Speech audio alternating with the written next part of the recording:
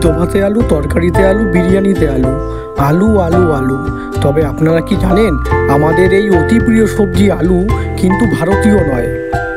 এখন প্রশ্ন হলো আলু কিভাবে ভারতে এলো, কারাই বা আলু ভারতে নিয়ে এলো? ঐতিহাসিকদের ধারণা দক্ষিণ আমেরিকার পেরু ও বলিভিয়াতে প্রথম আলু চাষ হতো। 1532 সালের দিকে স্পেনের নাবিকরা দক্ষিণ আমেরিকায় নিজেদের আধিপত্য বিস্তার করতে শুরু করে এবং তাদের হাত ধরে আলু দক্ষিণ আমেরিকা থেকে ইউরোপে পৌঁছায়। সপ্তদশ শতকের গোড়ার দিকে পর্তুগিজ নাবিকদের দ্বারা আলু ভারতে আসে এবং পরবর্তীকালে ব্রিটিশদের দ্বারা আলু চাষ ভারতে ছড়িয়ে পড়ে।